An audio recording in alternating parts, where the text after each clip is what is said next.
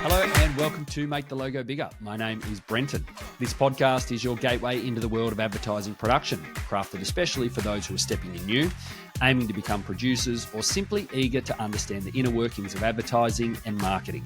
We're here to share insights and knowledge you've been looking for, with stories, tips, and real conversations from the pros. We're simplifying the process for everyone with a production curiosity. Whether you're just starting out or keen to explore the production side of ads, you've found the right place. Let's jump in.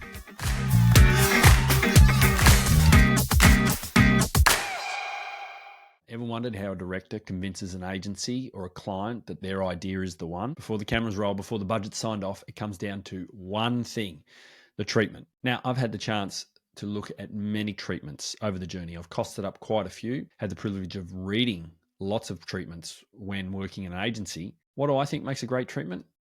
I usually find there are things that are mentioned that you don't expect, that give you an elevation of the idea and the concept that you'd never thought of, and it paints a vivid picture in the mind's eye.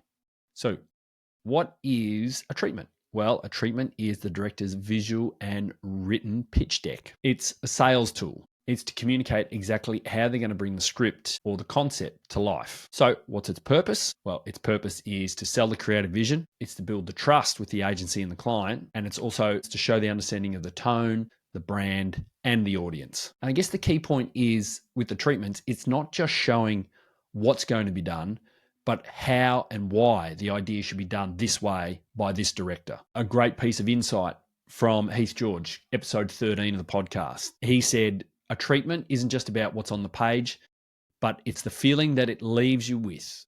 If the client feels you've already made the film in their head, you're halfway there. So how do treatments actually play out? Well, most times they are used in a competitive bidding sense. You get a group of directors who submit their treatments, and that in itself is the introduction to the client or the sell to the client that this particular director, this is how they see the vision coming to life, and it explains how they're going to execute everything to do with the whole idea and the concept. Agencies and clients then use them as a way of working out the tone, the style, the creative fit, how this director is going to bring this idea to life. And usually the strongest idea or the strongest treatment is the one that gets green lit. Obviously, budget plays a part as well.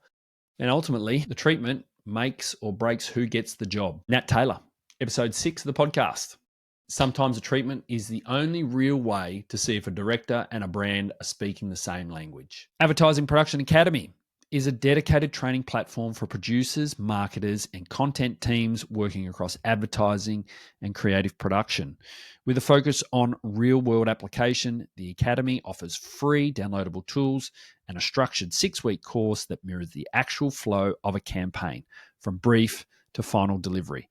Explore what's available at adproacademy.com.au. That's adproacademy.com.au. So what is covered in the treatment? Common elements. There's an introduction. Usually it's a personal message to the client, really highlighting what this job means to them on a real personal and deep level and how they're going to bring it to life. And usually the best ones are captured in those first couple of paragraphs because they've sold it in a way that you just automatically are hooked and you go, okay, this person gets it. This idea, I'm in. I'm ready to go. You've got emotional palette, there's mood boards, a lot of time there's references, there's visual colors to give you a bit of an idea of how they see this coming together. You get the visual style, they'll give you an idea of like camera movements and framing and lighting references. And then you've got casting, you've got the type of talent, you've got the representation, the personality fit, the characteristics of this person, the look, the walk, the style, the voice, and then you've got locations. So that's the look, the feel, the environment, any logistical considerations, wardrobe and props. So then you've got style choices that fit the brand and the story. You have the production approach, any special techniques. Is there any stunt work, any special effects, any VFX integrations? And then you've got post-production. You've got the editing pace, you've got the color grade, you've got sound design, any VO considerations, and then you've got the schedule as well. You can cover off key dates, a shoot plan sometimes. And sometimes you can have a personal stamp. It can be unique touches or a signature style that this particular director brings. Mad Saporita,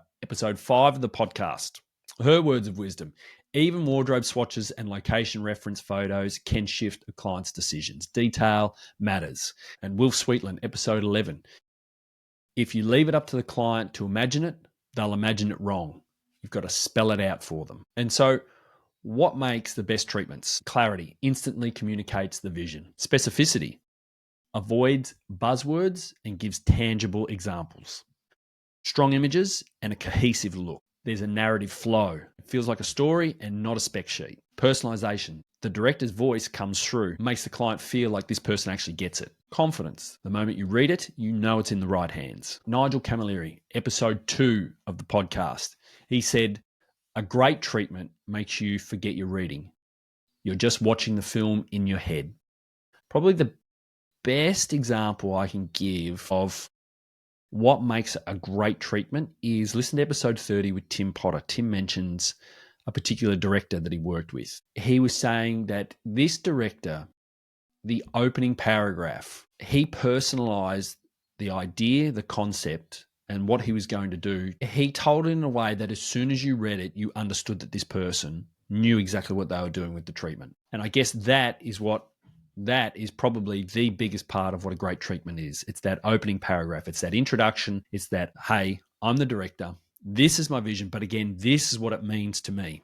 And that's what it always is. It's a creative slant and a direction that this director is going in that is personal to them, which all creativity is. They are giving you the confidence as soon as you start to read it that you think, wow, this person gets it. They understand it exactly. From there, the rest is a formality. They keep you engaged. They keep you wanting, and they keep peeling back that onion so you get to see and feel and taste more of it.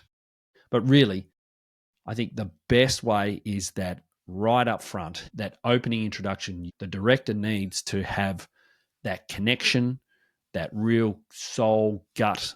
They get it, and that they know exactly how this needs to come about. And I guess most importantly, they need to be unique to that story and idea. It can't just be a copy and paste. It has to be considered. It has to be well thought out. It has to have meaning behind why things are going to be done. And I guess it all has to be wrapped up all together so that it doesn't feel clunky and it doesn't feel like the bits are just plotted in there just for the sake of it, that it all works together. Now, how long do treatments need to be? That can be a discussion for anybody. You can have, as discussed in the podcast, there are times when there have been multiple pages. I have just done a treatment recently that was 50 odd pages of words and pictures. Sometimes they can be as short. I guess it's whatever way the director feels that they can communicate the idea the best way to the client and the agency. Particularly in this day and age as well, I'm noticing that a lot of image generation is AI. You can tell the difference at the moment. You certainly can tell the difference between stock images and AI integration. I don't think there's anything wrong with it. Just be aware that people can tell. Who knows on the outside how people feel about AI integration and whether they think if images are being generated by a computer, how they feel. That's up to them. But you definitely see a lot of imagery, most of it is generated now through AI. Words as well, I guess what you can do is you can give out your basic outline and then you can punch it in a computer. It can spit it out for you and do a pretty good job. I mean, that's just the reality that we are. Treatments used to take a lot of time. I mean, they still do. I guess efficiencies are what everybody's looking for. Efficiencies in time. You know, there's the discussion still about should people be paid for treatments, for quoting. I don't see it happening anytime soon. So in the meantime, you've got to find efficiencies and ways, people who are putting them together, of making these work. So yes, you're going to see AI integration, I guess. And if there's words that you've put into a computer, just make sure they're proofread and double checked. Well, that's it for today. I'll make the logo bigger. Thanks for hanging out with us. We've shared some insights and stories that I hope you found useful. Whether you're just getting started or diving deeper into ad production, there's always more to explore. Keep listening, stay curious, and we'll be back soon with some more from the world of production. Take care until then.